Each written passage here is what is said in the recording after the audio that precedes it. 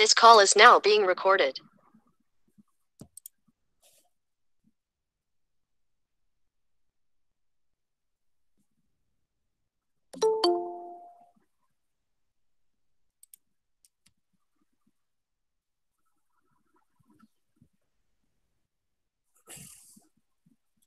Okay, so good afternoon, all of you. Sorry for the late today. Today I was stuck in some other work. So our college has one student branch of ASHRAE here in our college, American Society for Heating, Refrigeration, Air Conditioning. That is an international organization. They have our one branch in our college, ASHRAE Sweri student branch. So I had some work related to that, and because of that, I got somewhat late. Okay. So anyway, we'll continue our chapter number 7, reciprocating air compressors. Okay. So last two lectures, I have given you introduction about the reciprocating air compressors. So first lecture was related to general, what are the compressors, what is the function of compressor, and then what are the various types of the compressor. So that was our first lecture. In second lecture, I told you how to calculate the work required to drive the compressor. So compressors are generally driven by electric motors. In some cases, diesel engine might be used. So that outlet of the diesel will be given as input to the compressor. Then we have seen how to calculate and then derive the equations for three cases: isothermal, isentropic, and polytropic. So this is the last. So first we'll revise the last lecture. And again, I request you to be ready with your notebook and pen and try to understand these derivations. Once you understand the derivations, and then numericals won't be difficult for you, right? Okay. So in online lectures, it has been observed that students take a casual approach. Already I have informed you that the companies won't accept your this approach. Companies already know that students are taking online classes and so they will try to examine you in a hardest way. They won't just look at your academic performance and they will say yes, you are hired. So they will test you in a hardest way. Then your interviews will be very hardest and then you will be selected because of this online mode. Okay, so you have to prove yourself that you have studied sincerely in the online mode, you understood the concept. Okay, right. So that is the industry scenario nowadays. Okay, so we'll start with the revision. So this was the last lecture. In this last lecture, we started with the calculating the work required. So in this case, work required was the area enclosed within the curve 1, 2, 3, 4, and 1. Okay.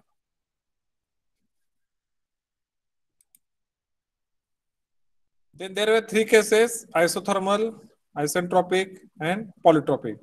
So then we started. So work done was the area enclosed within this closed curve. So this is the work required to drive the compressor. So we had three cases. First case was taken as polytropic compression. Okay. Polytropic processes mean they follow a law, that is a pressure into volume raised to n. N is some index equal to C. So n value can vary. So PV raised to n equal to constant, that is a polytropic process. First we have taken the polytropic compression. So here work required will be equal to area 4, 1, 2, 3, 4. Or you can say 1 to 2 to 3, 3 to 4, and 4 to 1. Okay. So I told you how to calculate this area. So there are three areas are involved. First is there is this big rectangle is there. So let me select another color so that you will understand. So let me select green, or this is a blue, I think. So there are three areas. So there is this first area is here. This is the area number 1. Okay. Then there is another area under this curve, area number 2. And we have to take the summation of these two, this plus 2 that we have to take, and minus, we have to minus this another area which is at the bottom, that is a 4 to 1. Okay. So this area we have to minus from addition of these two. Then we will get the work required to drive the compressor. Okay. So like that way, we have derived the equations. So in short, I will write down the formulas, which will be helpful for you, because in this case, your exam, if it becomes online, only formulas will be helpful and derivations won't be asked. In case, if it happens offline mode, then you have to do the derivations, okay? But most likely it has to be online mode. So we'll first see. So first we'll see the important formulas for work required to drive a compressor without clearance volume. So already I have explained you the concept of clearance volume. Okay. I will draw a figure here also. Once again, I will give a short idea about it. So suppose this is your reciprocating air compressor. Okay. This is a cylinder here. Okay. Inside the cylinder, suppose these are the valve. This is the inlet port. This is the exhaust port or delivery port. Okay. Now, no clearance volume means what happens? This is your TDC. This is your top dead center, means piston will reach up to this point and it will struck to the cylinder head. So no clearance volume means the cylinder head will be your TDC, and of course there will be another limit, that is a BDC, bottom dead center. But if it is having a clearance volume, so I will take another case here.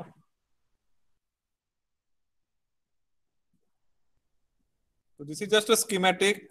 Don't assume that reciprocating air compressors are like this only. This is just a schematic for your understanding.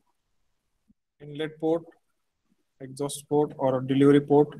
And in this case, if you are considering clearance volume, so your TDC will be somewhat lower than the cylinder head. So your piston will reach up to this limit only. This will be your TDC. Now, of course, there will be another limit, which we call it as a BDC. Okay. So this is without clearance volume and this is with clearance volume. Okay. So quickly I will write down the formulas which will be required in this chapter. Okay. First I will write down for the polytropic compression. So work required. And sometimes this work required will be also referred by indicated power. I will also write that as a indicated power. So first case, what we have taken was polytropic compression. Polytropic compression. Okay. So in that case, work done, or the W, I will just write down WC, that is the work required to drive the compressor, was equal to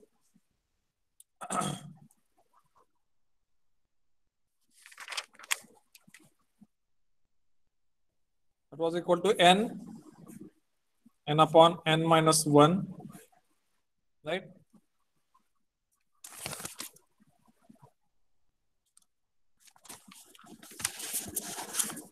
Into P1 V1 into, in bracket, P2 by P1. So P2 by P1 is pressure ratio, raised to n minus 1 upon n whole minus 1 square bracket complete. So this was the formula for the work required in case of polytropic compression.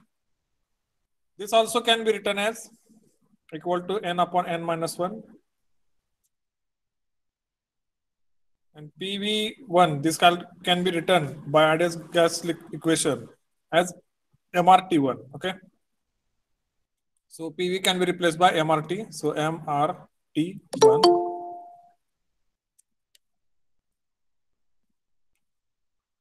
into, in bracket, P2 by P1 raised to n minus 1 upon n minus 1. Okay. So this is in the case of polytropic compression.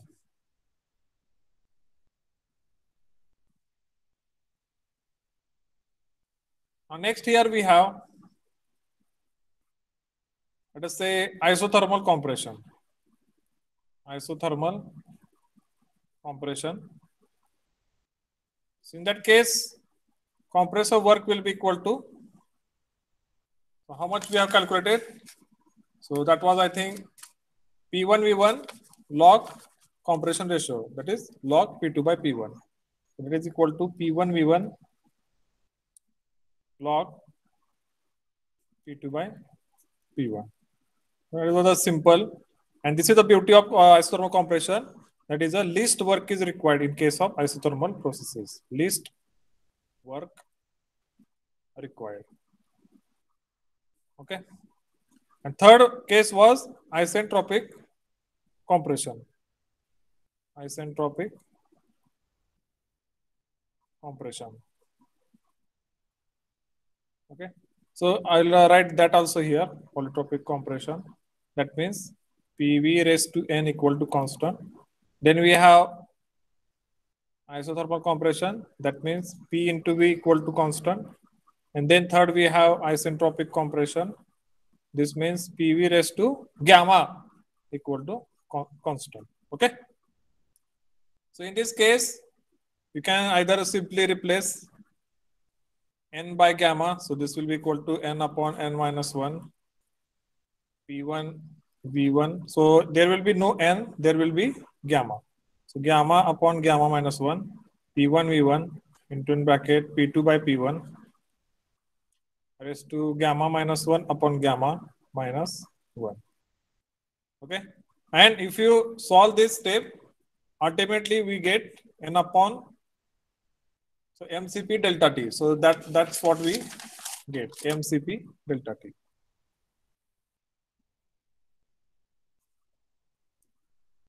MCP delta T. Delta T is nothing but T2 by T2 minus T1. Okay.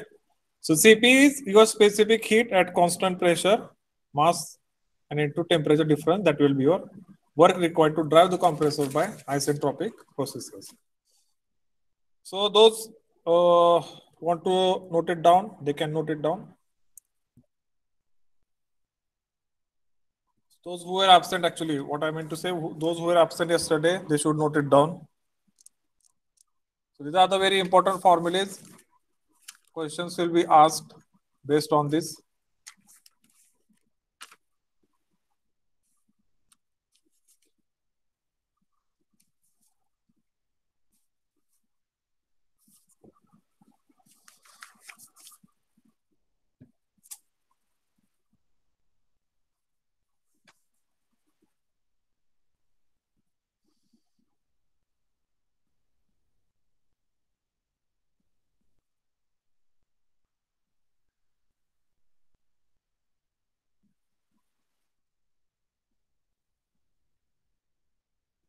So by looking at the screen, some of you might get scared. So the formulas are so big, sir, how we can remember?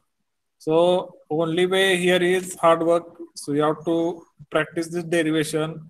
Once you practice the derivation, you'll become handy and then you will remember all these things. If you just mug up the formula, that won't help you because you will, sure you will fail to remember it. Okay. So practice the derivation and then you will remember the formula for sure. So there is no shortcut to success. You have to do the hard way only.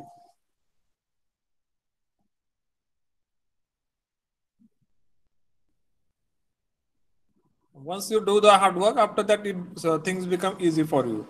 So I have done this derivation so many times because of teaching, and now it has become habitual to me, right?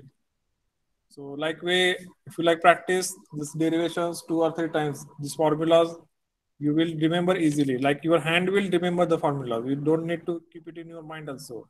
By practice, your hand will also tell you this is the formula for polytropic compression.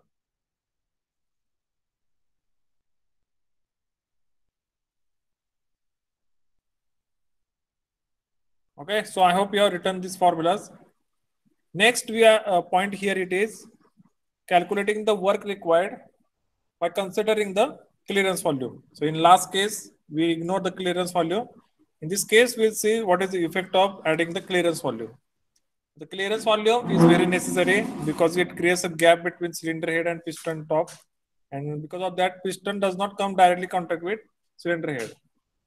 as it does not come in contact with cylinder head, automatically noise is being reduced. All the vibrations inside the engine or that compressor are being reduced. So it is very safe side to consider clearance volume. Right?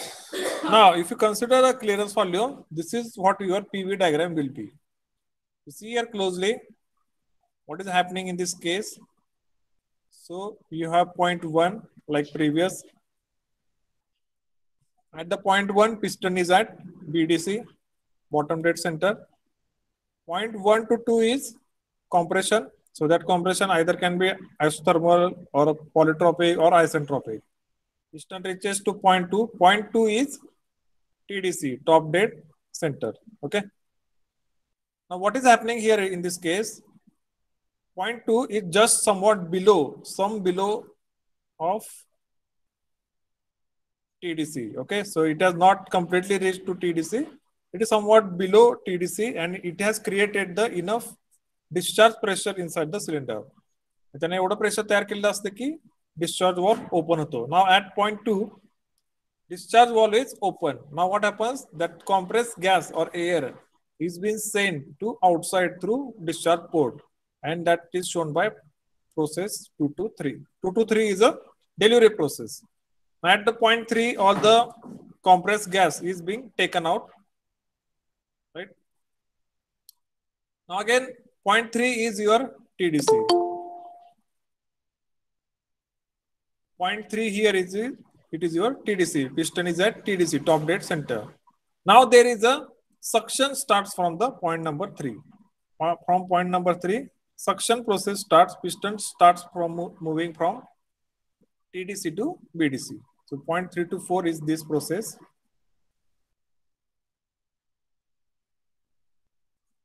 So here point 4. So point 4 is some below again TDC. So piston is starting to move from TDC to BDC. It is starting to create a suction pressure. As soon as the suction pressure becomes sufficient, the inlet port will open. So at the point 4, we can say that inlet port opens. Okay. And here we can say at point 2, discharge port opens. Okay. So at point 4, what will happen? Inlet port will open. The outside atmosphere air will be taken inside. So 4 to 1 is a suction process. Okay. So this is how the compressor will work with clearance volume. And there is a clearance volume added to the system. So this, what you see on the left side, this is nothing but the clearance volume. Okay. You see what is the clearance volume here? The volume that remains inside the cylinder after the piston reaches the end of its inward stroke. Okay. So you have a cylinder. Then you have piston, which is at the top dead center. So this is the TDC. This is suppose BDC, bottom dead center. Then the gap between the cylinder head and the piston top at TDC, this gap we are referring it as a clearance volume. Okay, this is the minimum gap we have to keep between the piston and the cylinder head. So what is the clearance volume here? Again, the volume that remains inside the cylinder after the piston reaches the end of its inward stroke. Thus, effective stroke volume. Now there is a very important term here, effective stroke volume. So if you see a cylinder, this will be its swept volume. This will be its swept volume. Okay. Now what will be its formula? So it is like a cylinder, like this. So if I want to calculate the swept volume, this will be equal to volume of the cylinder. That will be equal to pi by 4 d square, that will be area, into length. So whatever length is this, suppose this is a L, this is a diameter D. So its volume will be pi by 4 d square into L.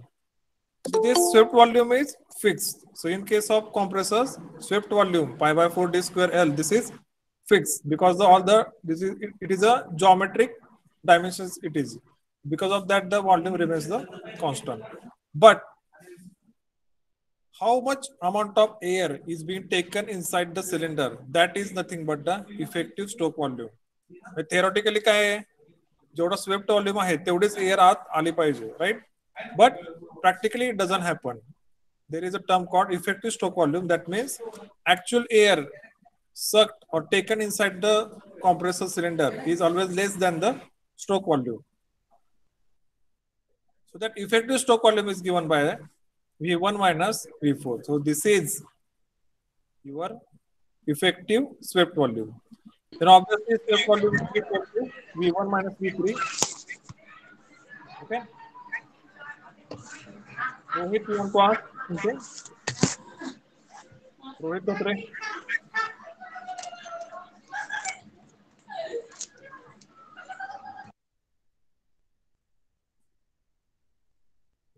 Okay.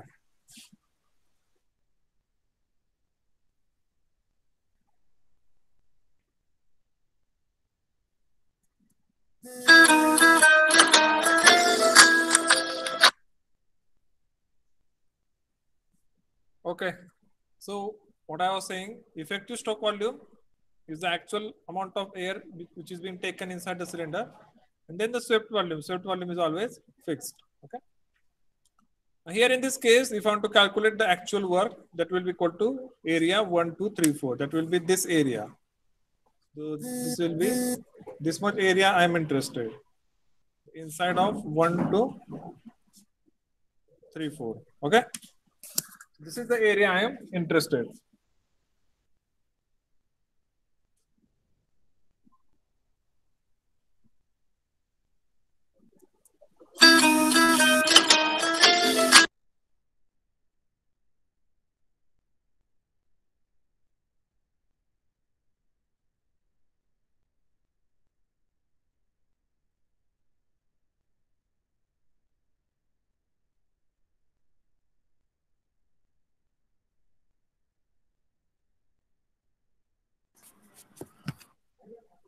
Okay, so that will be the work required to drive the compressor with clearance volume.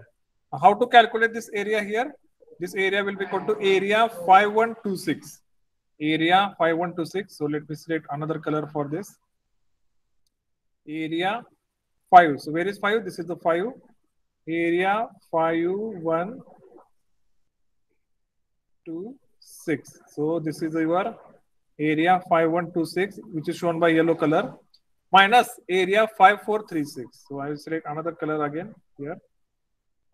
So let me select, let us say green. I select area 5436. So area 5436 is nothing but the area shown by this green line. Area 5436. Okay. So we have a bigger volume. Okay.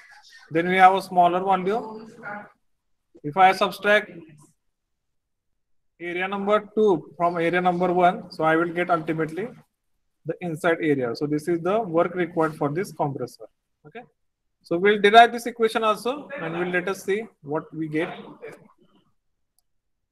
So here is the expression we'll get for this reciprocating air compressor. First, we are interested in calculated the bigger area. So this is the bigger area, which is shown by 5126.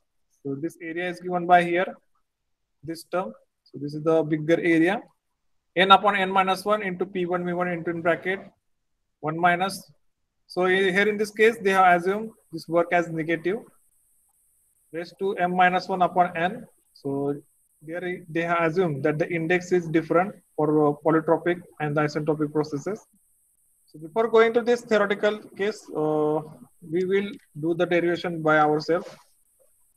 Right. So I will add some slides to this and then we'll derive the equation.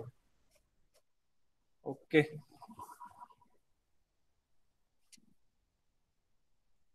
So let me quickly draw the PV diagram again for this compressor, pressure versus volume diagram.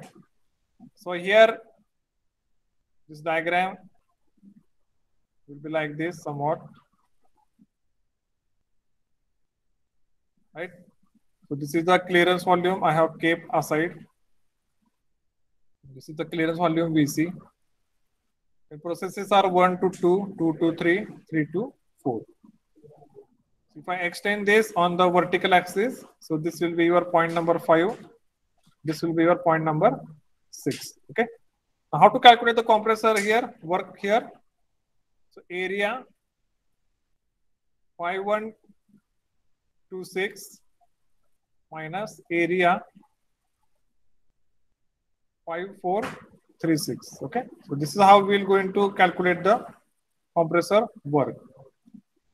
Now how to calculate area 5126? So that will be, let us say WC1, that will be equal to P1 V1, sorry, not the P1 V1.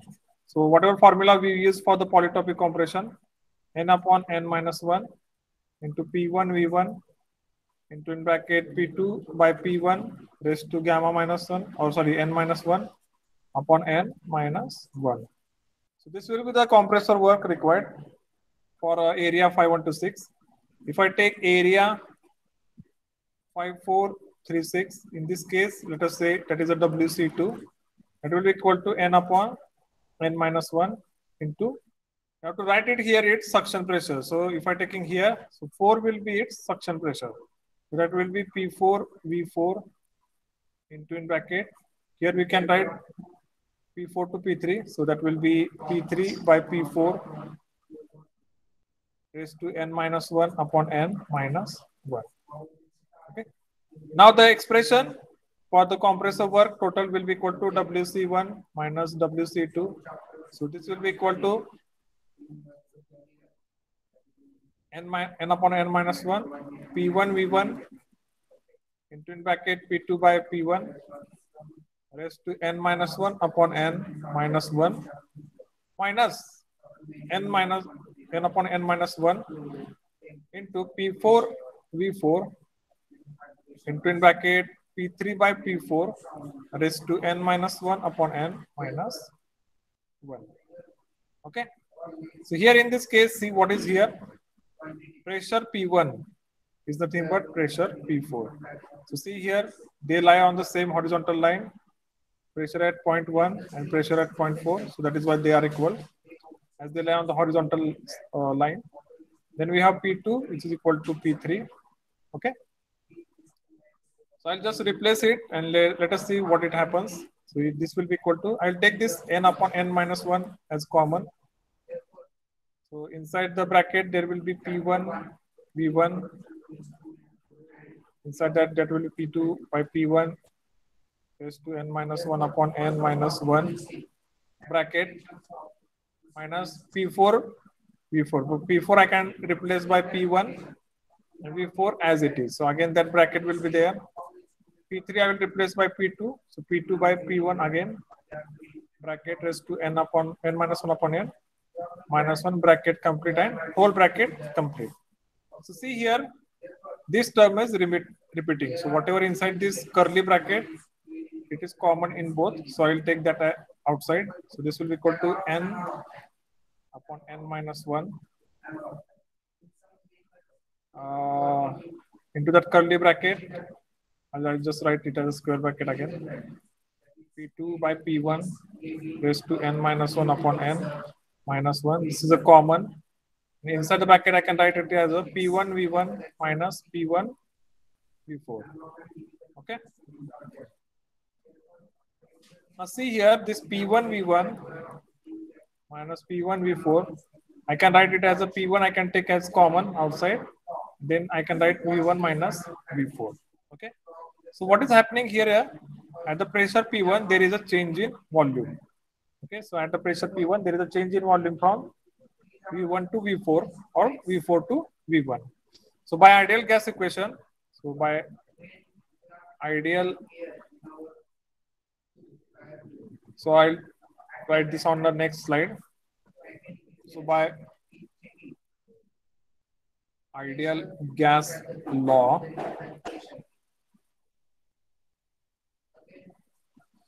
this P1 V1 minus V4 is nothing but your MRT1. So by ideal gas law, I can write this as it. So work done equal to N upon N minus 1 into MRT1 into in bracket P2 by P1 raised to N minus 1 upon N minus 1. So this is the work required by a reciprocating air compressor when there is a clearance volume. So I want you to visualize this, see this equation, N upon N minus 1 MRT1 into in bracket P2 by P1 raised to N minus 1 upon N minus 1. This is the equation with clearance volume. Now see what is the equation without clearance volume. This is the equation here. N upon N minus 1 P1 V1 into P2 by P1 raised to N minus 1 upon N minus 1. So both equations are same. So it doesn't matter whether we consider clearance volume or we do not consider clearance volume. So even if you neglect or if you consider, the work required by the compressor will be same. Okay. So this is the question which is asked in your university examinations. State the effect of the clearance volume. So you have to say that work required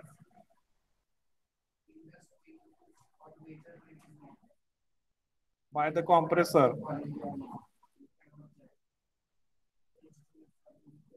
in both cases means with clearance volume and without clearance volume is same. There is no effect on power due to clearance volume.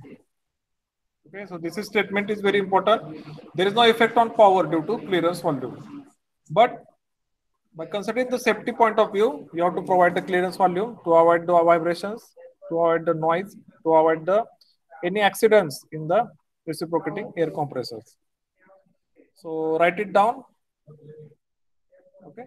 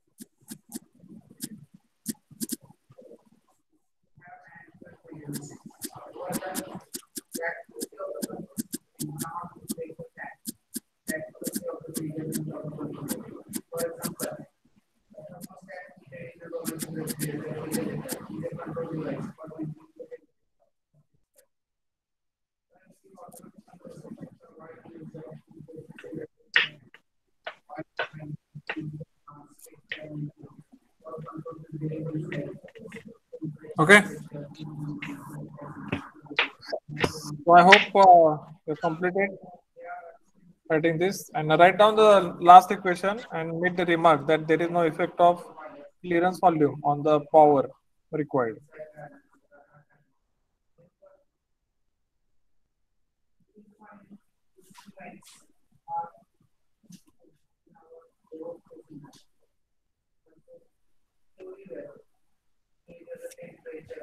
There is no effect. Sorry, I have forgot to mention here. There is no effect on power due to clearance volume.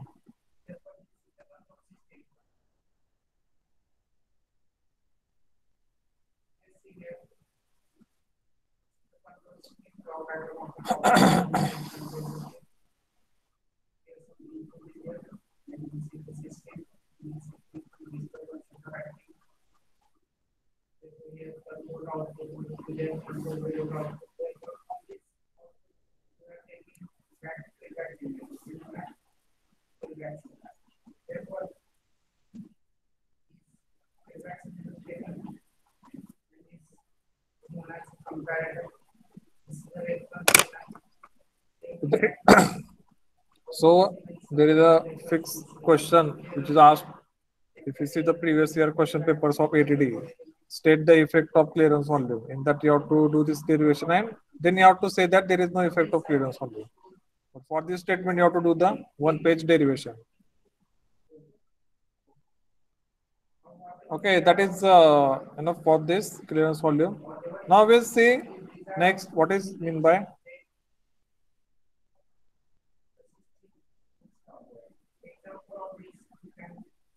volumetric efficiency. So in first lecture, I have given you slight idea or the definition about the volumetric efficiency.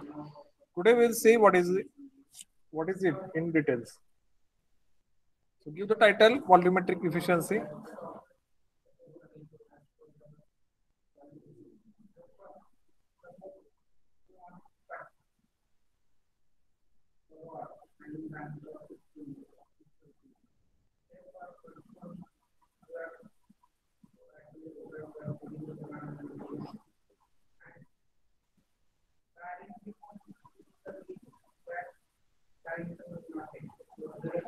So what is the volumetric efficiency? Let us see here. It is the ratio of free air delivered to the displacement of the compressor. Now let us understand this word by word. It is a ratio of free air delivered. Okay, it is a ratio of free air delivered to the displacement of the compressor. Now displacement is the difference between TDC and BDC. When the piston moves inside the cylinder, whatever difference between the TDC and BDC, that length we are calling it as a displacement of the compressor, and ratio of free air delivered. Now free air delivered is same as effective swept volume. That is the actual amount of air which is being delivered at the suction pressure and suction temperature. So that is called as free air delivery, FAD. In other words, it is also a ratio of effective swept volume to the swept volume. Okay. Now see the diagram here. This is the diagram of RAC, reciprocating air compressor with clearance volume. So here clearance volume, it is mentioned V3, that is a VC. Then we have effective swept volume, that is a V1 minus V4. Then we have swept volume, which is always fixed, that is a V1 minus V3. And this is a total volume, that is a V1. Now let us see by definition what is volumetric efficiency. So it is the ratio of effective swept volume. So effective swept volume, here it is V1 minus V4 divided by effect swept volume, which is always fixed, that is a V1 minus V3.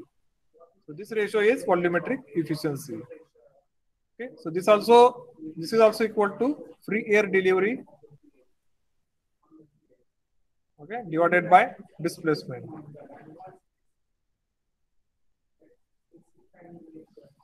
Divided by displacement. Okay. Now next term here we have is clearance ratio. It is simply the ratio of clearance volume. So this is the clearance volume here, this much, divided by the swept volume. So VC by VS, clearance volume divided by swept volume. That ratio is nothing but clearance ratio. Okay. Now next we have a derivation for this volumetric efficiency in terms of clearance ratio. So we'll see how this pressure ratio, how this clearance volume, they are both linked together. How they both affect on the volumetric efficiency.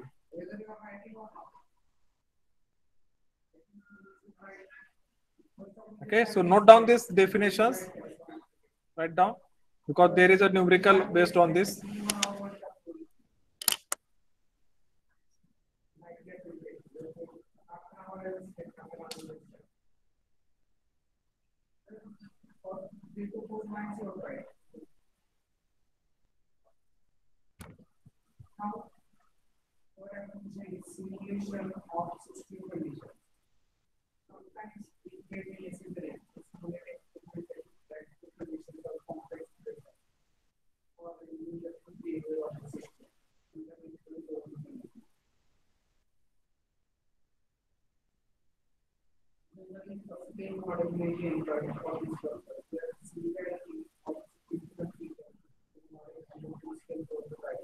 Okay, so let us see that derivation.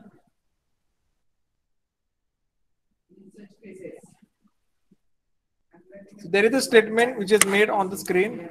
Pressure ratio increases, so that effect on clearance volume increases. So how is it? We'll see through the derivation.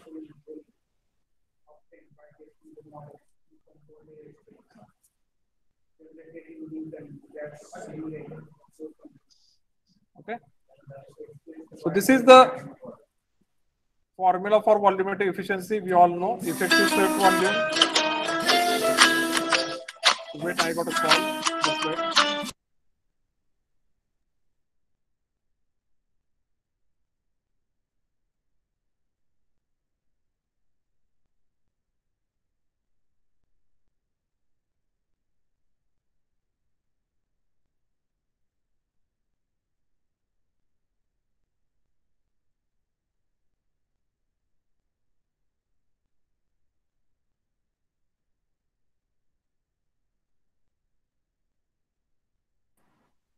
Okay. So by definition, this is the formula for volumetric efficiency: effective swept volume divided by the total volume. Oh, sorry, actual swept volume, right?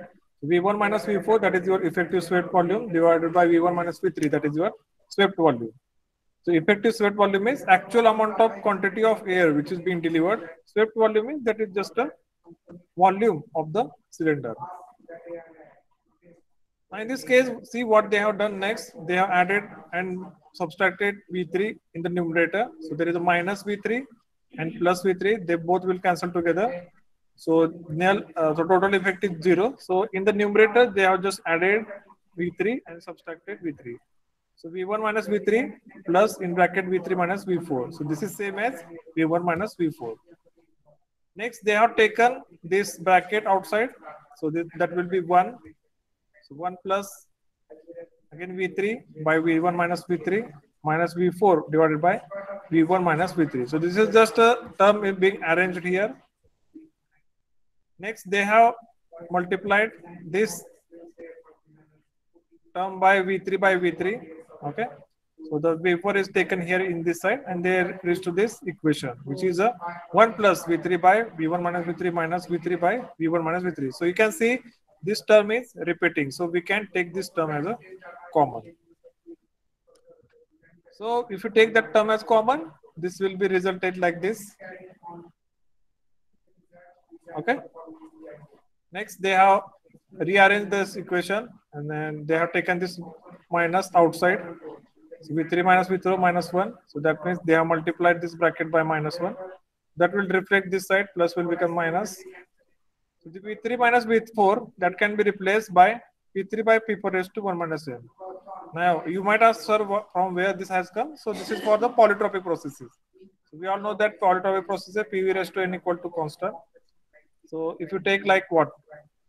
P3 V3 raised to n, that will be equal to P4 V4 raised to n. So if I take V3 raised to n, V4 raised to n, so that will be equal to P4 by P3, right? And then I have to take the nth root of that equation, right?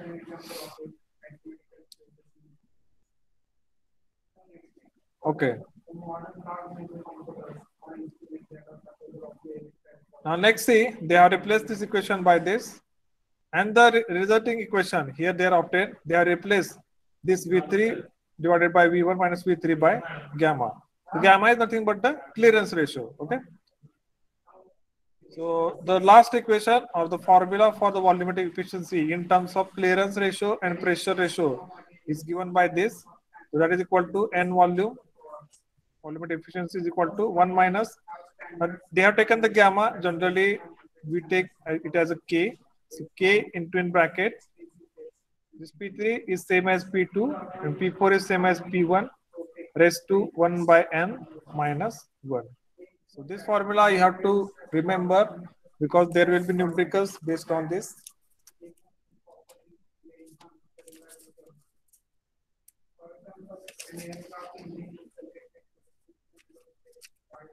Okay. Now see this equation. From this equation, they have made some statements. So what they are saying here, if you increase this pressure ratio, okay, if you increase this pressure ratio, volumetric efficiency will reduce. Volumetric efficiency will reduce. So that is just one such statement. The statement is, write down the statement. As the pressure ratio increases, volumetric efficiency reduces or decreases. So pressure ratio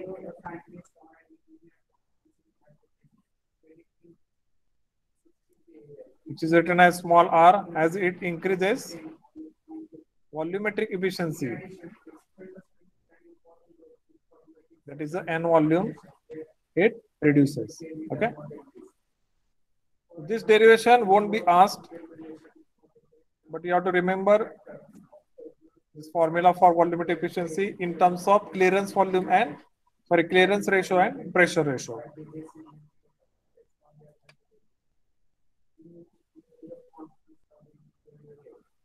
Okay, so write down that formula and then we'll solve the numerical.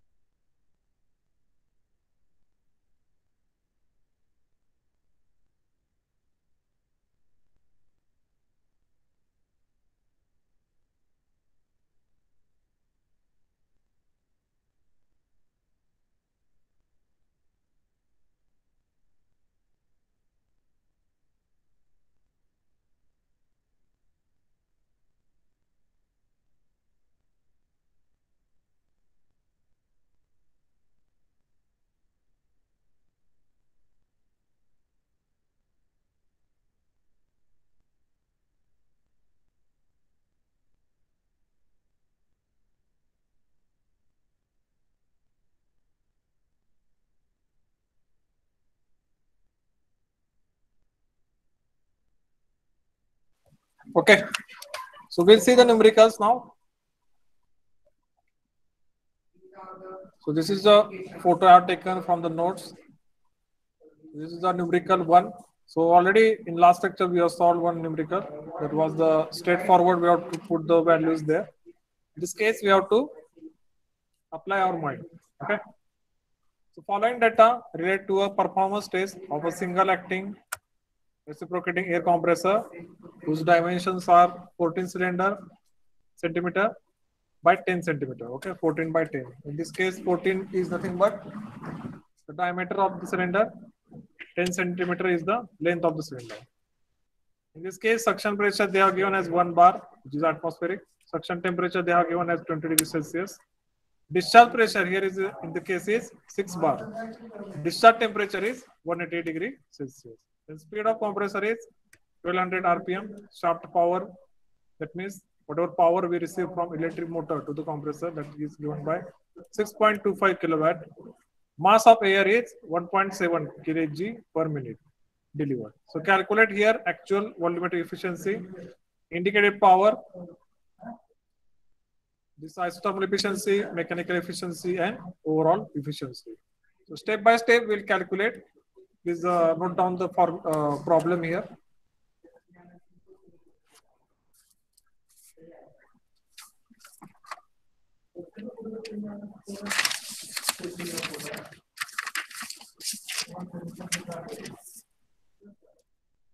So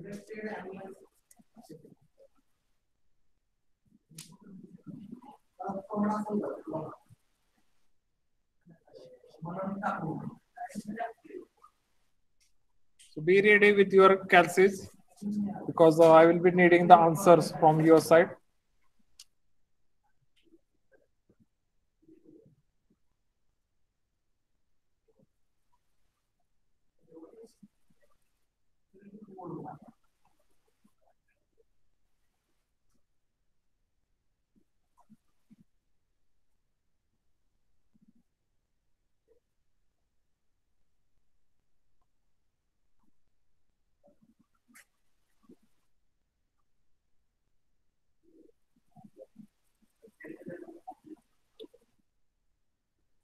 Okay, so we'll start with the first bit here. They are asked volumetric efficiency. So actual volumetric efficiency. So this is equal to nothing but fresh air delivered divided by displacement. Fresh air delivered divided by the displacement. Okay.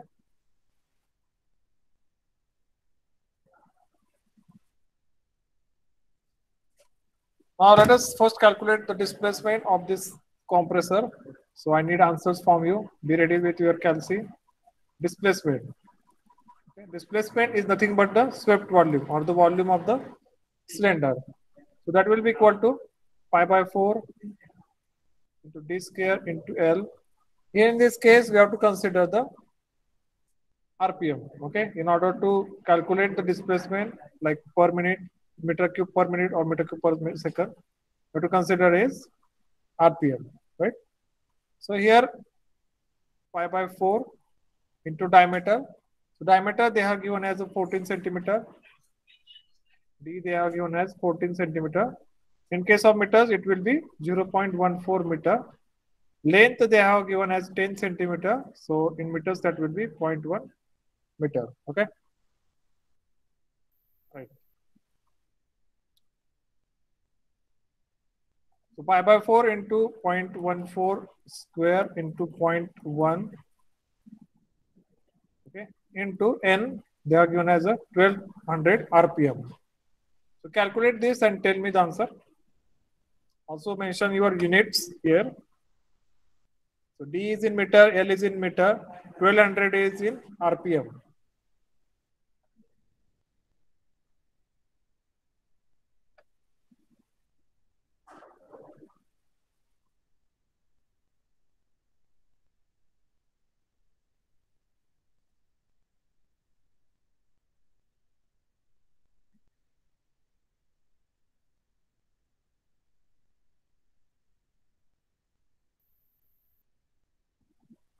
Sir, 15.7.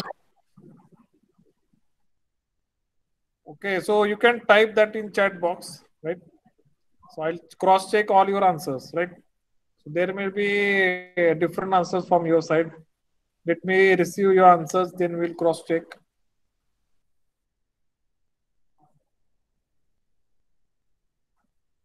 And also mention the unit, right? What will the unit in this case?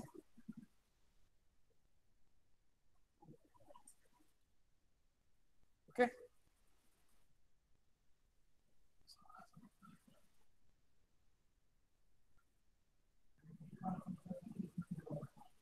So others, please calculate and let me cross check with Omkar's answer because Omkar's answer is somewhat wrong here. Others, please calculate. 1.84 meter. So just one more answer is here from Prem, 1.84. So Omkar, please recalculate and tell me the answer.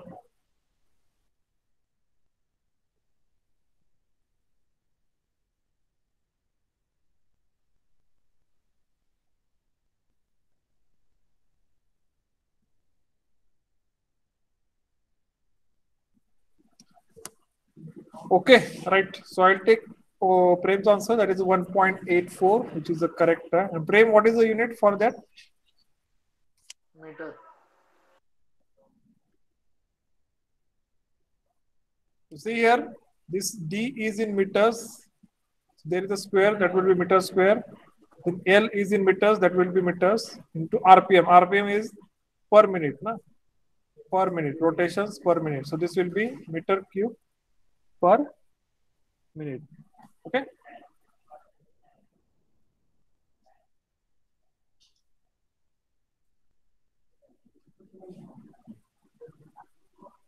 Okay. Then you can calculate this in meter cube per second, 1.84 divided by 60. So whatever answer you will get, so that will be meter cube per second. Please calculate.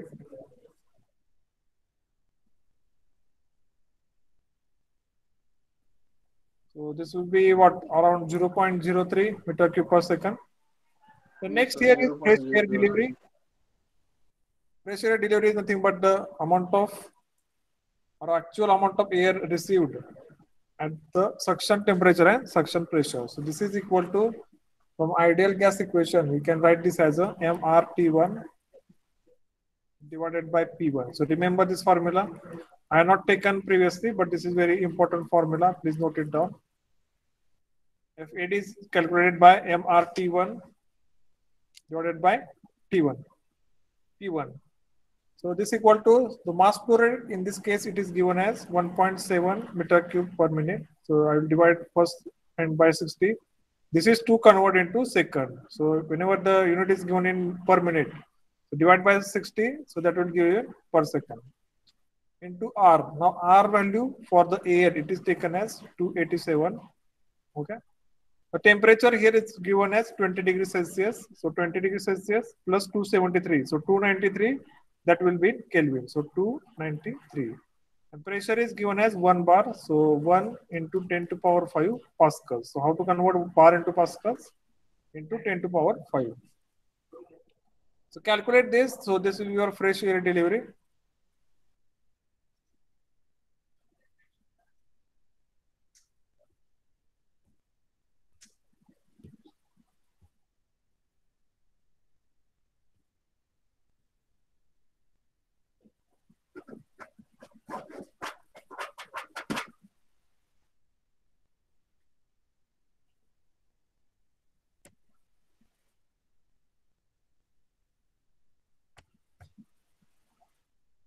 So others, please calculate. 0.023.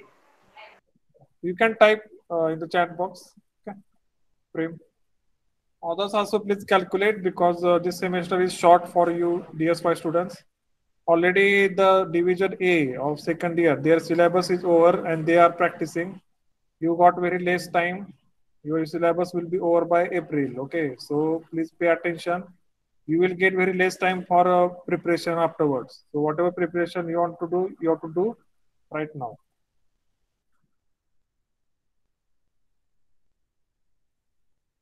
Okay, so most of the answers here are 0.023 and one other answers are 0.23. So why there is difference? Please cross check. So correct answer here it is 0.023. So this will be again meter cube per second. And last, the volumetric efficiency actual will be equal to 0.023 divided by displacement, which we calculated 0.03. So calculate this and this will be your actual volumetric efficiency.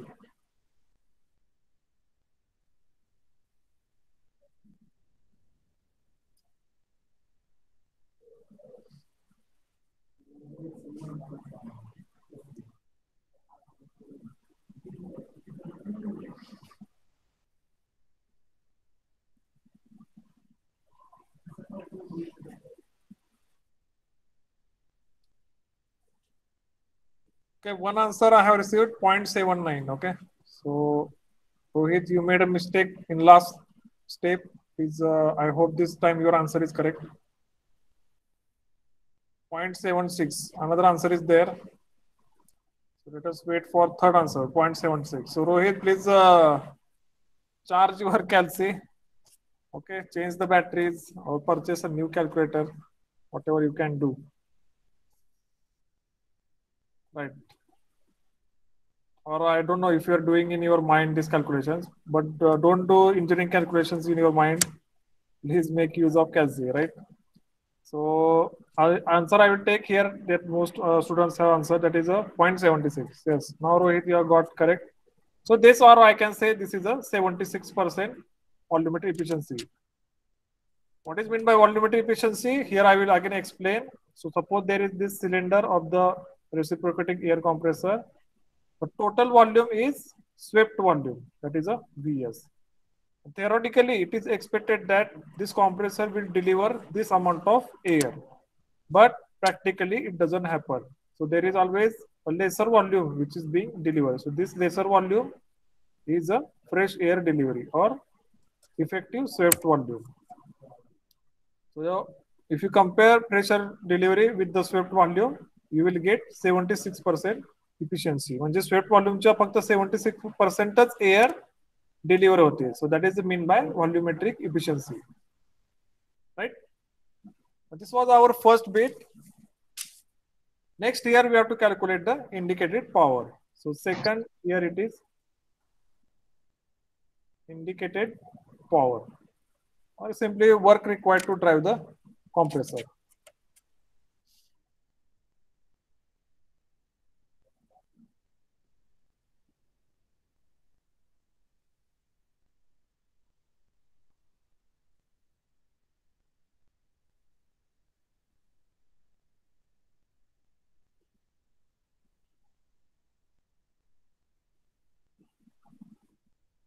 Okay. So see here, the formula we know already. That is n upon n minus 1 into P1 V1 into in bracket P2 by P1 raised to n minus 1 upon n minus 1. But in this case, they are not given the value of n. They are not given this polytropic index. Okay. So n is unknown. Then P2 is given, but sorry, P1 is given, suction pressure as 1 bar, but P2, let us see if they are given. So they are given P2 also. The P2 is 6 bar. P2 is 6 bar. Okay.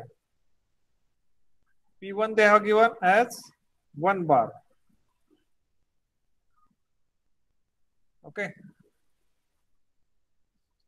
And V1 means inlet volume. So that also is not given. They are given the mass flow rate, not the volume flow rate. We can calculate the volume flow rate from the mass flow rate. No problem. But here in this case, this n is not given. This index, polytropic index is not given. So first we have to calculate the n, and then we have to calculate the power required, right?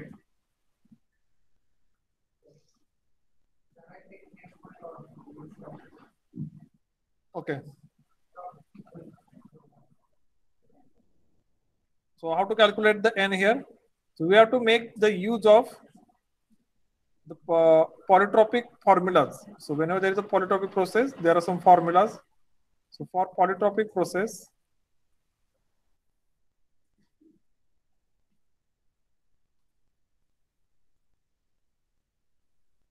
we know already PV raised to n is equal to constant, but there are other formulas also. So I will write down here. So if you take the ratio of two temperatures here in this case, so this will be equal to P2 by P1 raised to n minus 1 upon n. This is just one formula. Then if you take V1 by V2, that will be equal to P2 by P1 raised to 1 by n. These are some formulas we have to use for the polytropic or the isentropic processes. Out of that, I will use this formula because here in this case, T2 is given, T1 is given, both temperatures are given and both pressures are given. From this, easily we can calculate the polytropic index. Okay. So I will go to the next slide. I will write down the formula. See, first time only you will take time like remembering these formulas and all that, but later you will get used to it. N minus 1 upon n. So here in this case, T2 is given as, how much T2 is given? T2 is given as discharge temperature. Here it is given as 180 degrees Celsius. Suction temperature is 20 degrees Celsius. T2 is, sorry,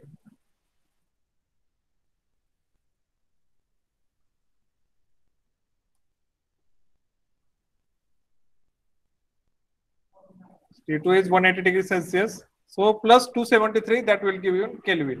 So this will be equal to what? 3.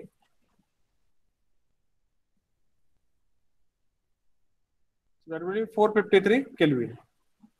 And T1 is given as 20 degrees Celsius. So that will be equal to plus 273, 293 Kelvin. So I'll put the values here. 453 divided by 293 equal to 6 divided by 1. Now both are in bar, okay? So no need to again into 10 to power 5 into 10 to power 5.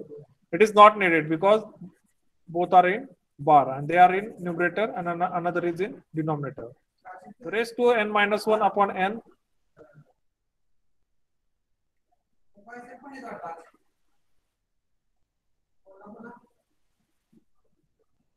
Okay. Now how to solve this? So there are two methods, okay?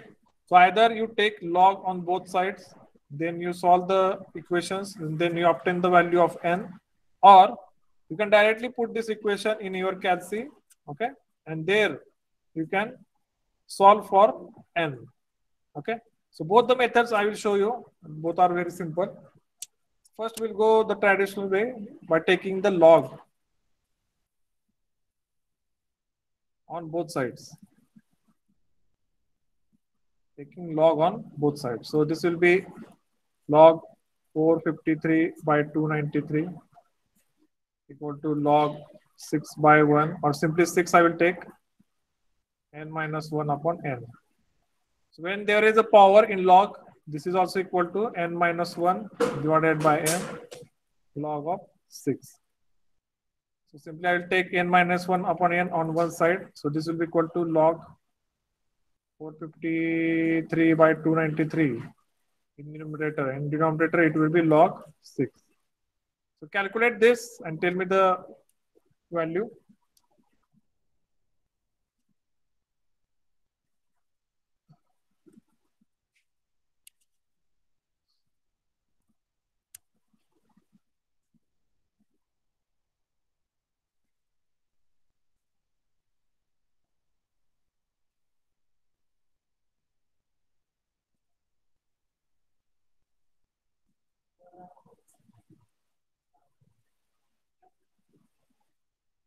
Calculate the value here, whatever value comes, and then from that you calculate the value of n.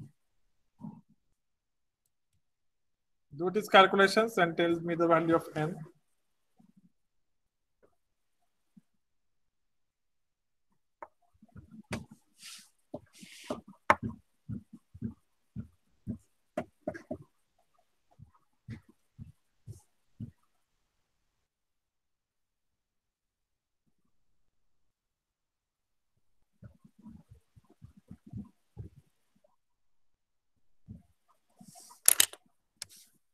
Let's calculate.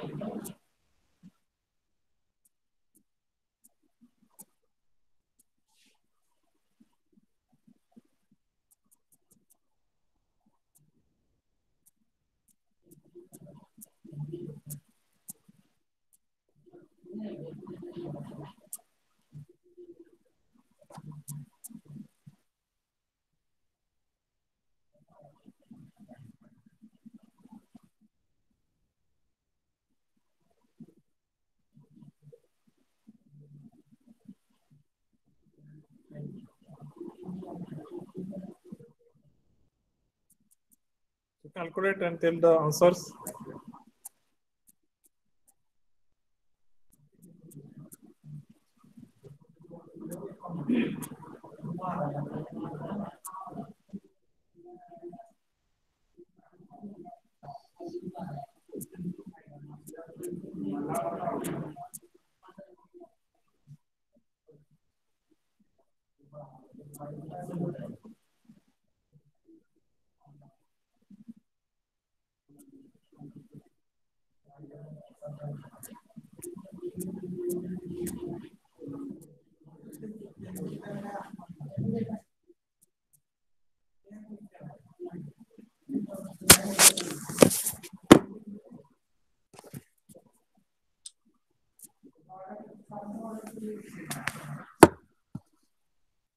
So anybody has solved that?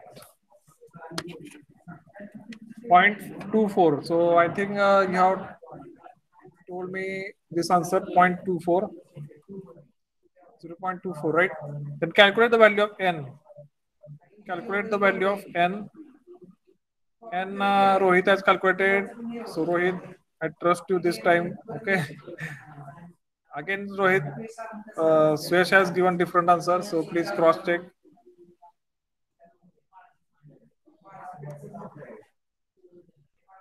So I have two answers again, 1.75, 1.24. Okay. Now others, please calculate. Don't make me to call your names. Okay. Understand the situation. You are already less time. By the end of April, you have to complete the syllabus. You have to do the submission, all that. Already one division for A division, their syllabus is completed. They are just studying the in revision. Okay, for you it is first time. Pay the attention here so that you don't have to smash your heads against the wall. So n is equal to I will take the another answer who is given by Suyesh because 1.75 I'm not having that answer here. 1.24, okay, 1.24 I will take it. Right. So what is the formula for compressor work?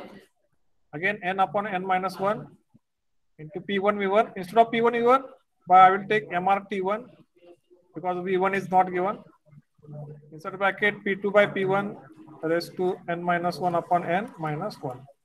So put all the values here and calculate. So n 1.24. So I believe that 1.24 is correct value. You have calculated minus 1 into m. M is given 1.7 per minute. So I will divide by 60 into R for air is 287. T1 is 20 degrees Celsius. That is 293 into in bracket. So P2 is 6. P1 is 1. So they raised to again 1.24 minus 1 divided by 1.24 whole minus 1. So do the calculations and tell me the value of WC. So this will be your indicated power.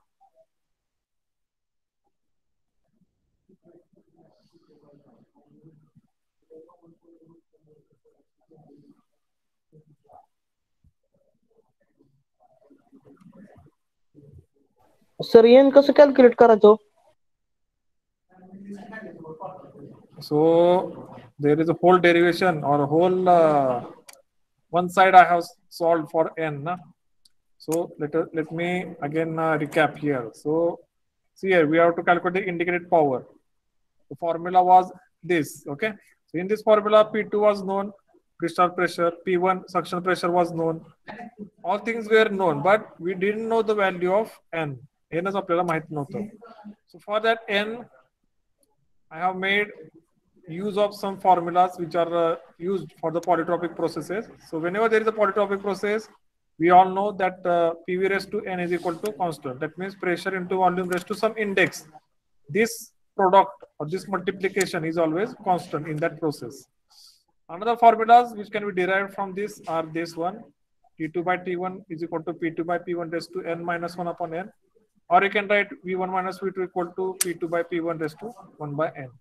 These are the some formulas we can use for these processes. You can write it down.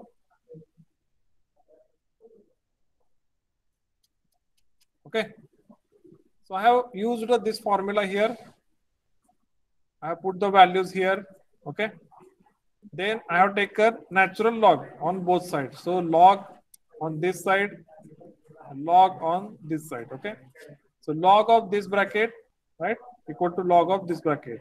Now there is a rule of log that if you're taking log, suppose there is a 4 raised to a. So this a will come to the front side. Okay. This a will come to the front side. This will be equal to a log 4. So similarly here this n by n minus 1 that will come outside and this will be the RHS.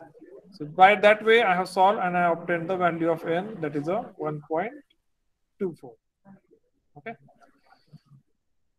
Then I have put this value of n into this formula. Then I obtain some value. So if anybody has calculated, please type it there. 1. Okay, so these are the previous answers. Suyesh has calculated as 5.1 10 to power 3. So that is in watts. Okay, I suppose you have calculated that in watts. So Ajay, okay, good, 5.1. So two answers are there. This will be 5.1 kilowatt. So this is your indicated power. Okay, indicated power. Then Prem has got the answer 5.4. So please, I suppose that there is only one manufacturer of this Calci, or these values differ from manufacturer to manufacturer, I don't know. Okay, so please make use of that Casio's Calci 99 or what is that, 91. That is a good Calci. Prem, okay, you have corrected the answer 5.1. Right, good. This is your indicated power. Okay, so this was the bit number 2. Little bit tricky was there because n, that index value was not given. So by some another way, we have to calculate the value of n. And third bit here is isothermal efficiency. Isothermal efficiency. How to calculate isothermal efficiency? There is a formula for that. Is equal to isothermal work divided by indicated power. Okay. How to calculate isothermal work? Isothermal work is equal to, already I have written the formula P1 V1 log P2 by P1. Or we can write down, instead of P1 V1, we can write down MRT1 by ideal gas law log P2 by P1. And indicated power we already have calculated here, right? So let me add some slides to this to continue.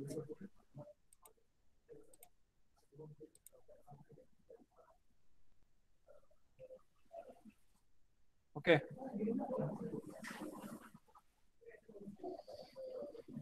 So isothermal power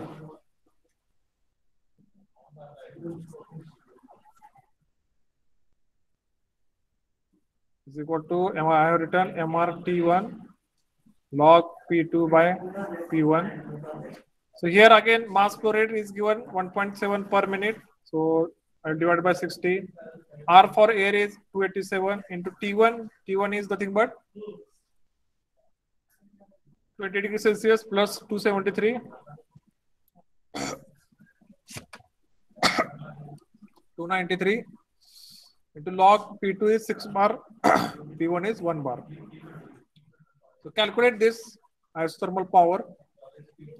Indicated power we already calculated in last bit. That is indicated power we have calculated it as a 5.1 kilowatt. Calculate this isothermal power also. Then this volumetric, isothermal efficiency we can easily calculate.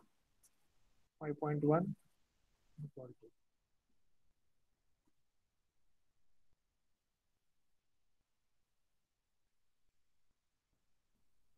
I hope you got the answer.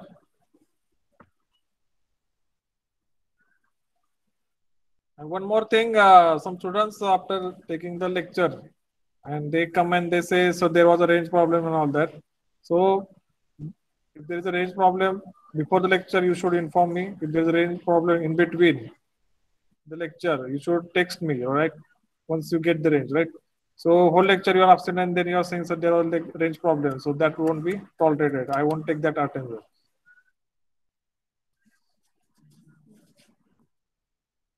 So indicated power is 5.1 kilowatt. And the thermal power, how much you have calculated isothermal power? 4.26, okay? 4.26 kilowatt. So put it here, 4.26 divided 5.1 and tell me the isothermal efficiency. Shubham, good. So that you are participating. Shraddha calculated 4.26. There are some sleeping members who have not contributed to this. So I know those names. Those names will be marked as slow learners. And we have a policy in SWERI, whoever we mark as a slow learner, they have to attend more classes. More and extra classes will be there for slow learners. So better you respond, otherwise your name will be there in slow learners. Okay. So 0.83, most of the answers are given, or we can say it is a 83% is the isothermal efficiency. So see, you can see here isothermal power required is 4.26. Like if you do the isothermal compression by isothermal way, by keeping the temperature constant, the power required is 4.26. But if you do the same process by polytropic, you require a 5.1 kilowatt of power. Means more power is required. More power is required in polytropic case, and less power or the minimum power is required is in the case of isothermal compression. Right? Now we'll go to the last bit of this numerical. Last two bits are there, mechanical efficiency and overall efficiency. So mechanical, sorry, that was fourth one. Fourth, mechanical efficiency. So mechanical efficiency formula is indicated power divided by shaft power. Now, if you are wondering what is shaft power, see, I will draw the schematic here. So there is electric motor, right? Its shaft is connected to the crankshaft of the compressor. So there is a compressor like this. Its crankshaft is connected to the shaft of the motor. So whatever power this receives from the motor, this power we are calling it as a shaft power. Whatever power received from the motor, that is a shaft power. And indicated power is actual power required to compress the air. So that will be indicated power. So the ratio between two will be mechanical efficiency. Why it is called as mechanical efficiency? Because there are some mechanical losses in the transmission of power. The shaft मध्ये काय असतं, बरेचसे coupling असतात, right, नंतर bushes असतात, त्यामध्ये friction loss होत असतो, कुलिंग लॉस होत असतो. बरेचसे मेकॅनिकल लॉसेस मुळे काय होत असतं, ऍक्च्युअल पॉवर जेवढी आहे शाफ्ट कडून आली तेवढी पुढे डिलिव्हर होत नाही. So in order to know that what are the mechanical losses, we are going to calculate mechanical efficiency. So here in this case, indicated power is given as, we are calculated as 5.1. Shaft power, they have already given it as a 6.25. And this will be equal to, I think some of you already calculated. Let's calculate.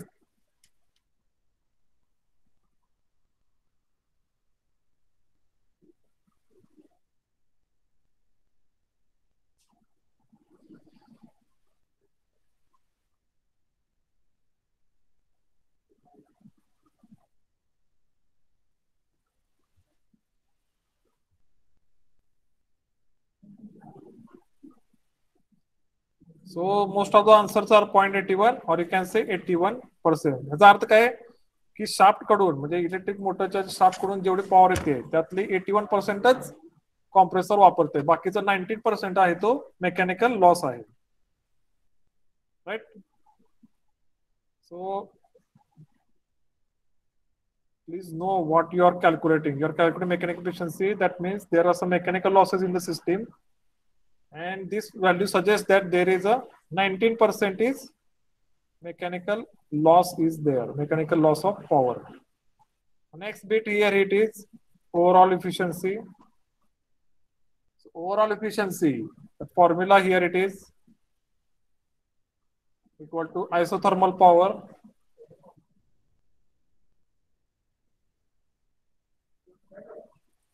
divided by shaft power.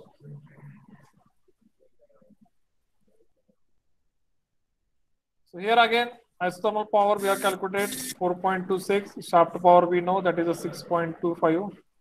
Calculate this one.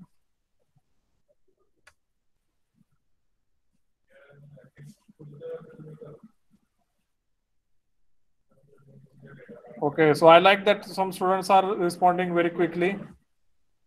So I guess you students like the numericals. Instead of theory, I think your interest lies in numericals. Because for numerical part, you are responding very quickly. For theoretical, your response is late. Right. So here the value obtained by most of you is 0.68. So the overall efficiency here it is 68%. Okay. So I'll repeat this problem what we have done here. This was almost 4-slide problem. See, they have given you one reciprocating air compressor. Their dimensions were here. This was its diameter. This was its length. Then they have given your suction pressure, suction temperature. Then they have given you delivery pressure and delivery temperature here. Then they have given you the mass of air delivered. From that, you have to calculate these quantities. First one was to calculate actual volumetric efficiency. It is a ratio of fresh air delivery divided by displacement. Displacement is just the volume of cylinder, that is pi by 4 d square into L into RPM. So this was your displacement 0.03. Fresh air delivery can be calculated from ideal gas equation. That is MRT1 divided by P1. So this was 0.03 fresh air delivery. So we'll get the volumetric efficiency as a 76%. त्याचा अर्थ काय की सिलेंडरचा जेवढा Swift volume आहे त्याच्या फक्त 76%च air deliver होते. Next, we have indicated power. So there was a formula for that: n upon n minus 1 p1 v1 into p2 by p1 raised to n minus 1 by n minus 1. But in this case, this n was unknown. यामध्ये काय होतं, n आपल्याला माहितच नव्हतं, दिलाच नव्हतं. मग आपल्याला काय करायला लागलं? We have to use some other equations in order to calculate the value of n. Then we have calculated the value of n as a 1.24. We have put the value and then opted the indicated power as a 5.1 kilowatt. Then next bit was isothermal efficiency. There was this formula isothermal work divided by indicated power. Isothermal power चा देखील formula होता. This one MRT1 log P2 by P1. So ultimately I have received this value 4.26. Then I calculated the isothermal efficiency. Next two bits were mechanical efficiency and overall efficiency. Okay. So in online mode, they will ask any one bit of this. They won't ask all of these 5 bits. They will give some values and they will ask to calculate. So they will give indicated power, shaft power. They'll calculate total mechanical efficiency, right? Or they will give you fresh air delivery displacement. Then they will ask you to calculate volumetric efficiency.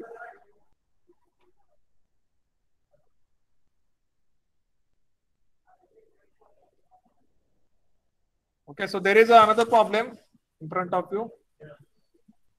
Please note it down and try to calculate.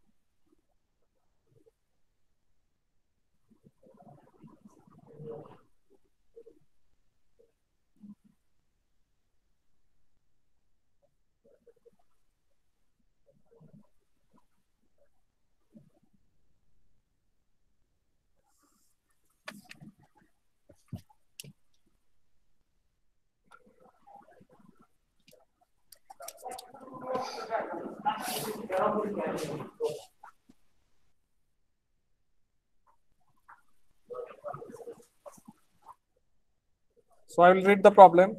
A single stage reciprocating air compressor delivers 0.6 kg per minute of air at 6 bar. So here in this case, mass flow rate of air is given and the suction, or sorry, delivery pressure is given as 6 bar. The temperature and pressure at the end of suction stroke are 30 degrees Celsius and 1 bar.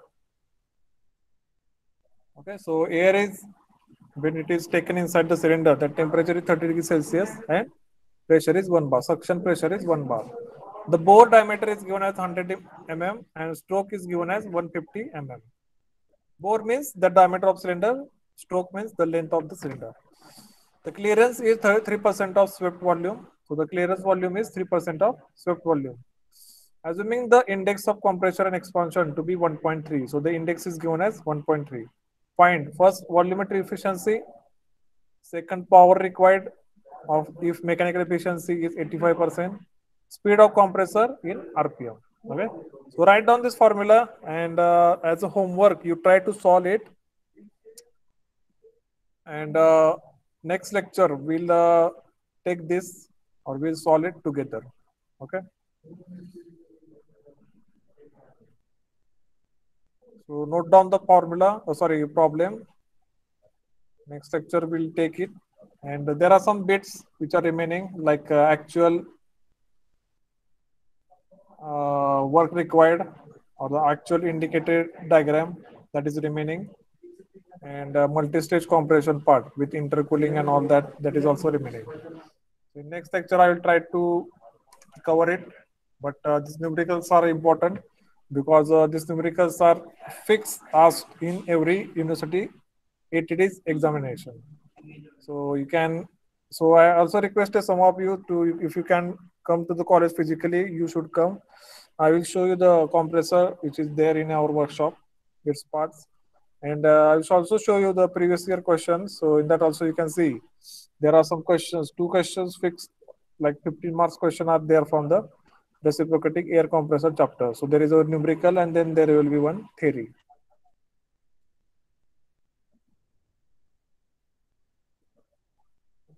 Okay, so I hope you have written down the numerical. Try to solve it. It's not. So if you have solved, if you have understood the previous numerical, then this numerical is easy for you.